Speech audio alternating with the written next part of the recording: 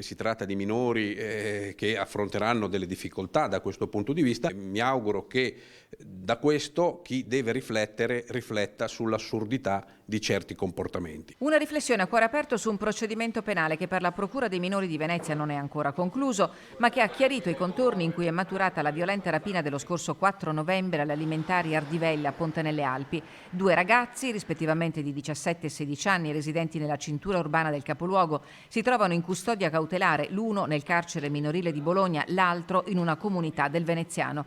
La misura è stata eseguita il 29 novembre dalla squadra mobile di Belluno in collaborazione con i colleghi della Digos, delle Volanti e della Polizia Scientifica. Fondamentali le immagini della videosorveglianza. Hanno acquisito tutti i video, tutti i filmati della zona, fino a ricostruire tutto il percorso che i 2 rapinatori avevano fatto da quando erano partiti da Belluno fino ad arrivare a Ponte nelle Alpi. I 2 minori la sera della rapina raggiungono Ponte nelle Alpi in autobus. Col volto coperto e armati con un coltello da cucina e una scacciacani entrano nel negozio di Franco Ardivelle.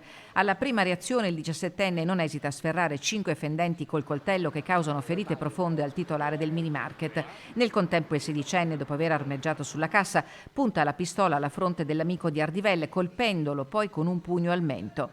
Consumata la rapina, i 2 ragazzi si danno la fuga a piedi fino alla stazione prima di prendere un treno diretto a Belluno. Erano soggetti che noi conoscevamo da tempo, su cui eravamo già intervenuti in precedenza, con cui avevamo anche cercato nei limiti del possibile di instaurare un dialogo, anche di carattere persuasivo, ma che si sono rivelati assolutamente sordi a qualsiasi stimolo in questo senso. Anzi, sembrava che questi stimoli venissero interpretati in senso contrario. Le ipotesi di reato formulate nei confronti dei minori sono quelle di rapina pluriaggravata, lesioni personali aggravate e porto abusivo di oggetti atti a offendere.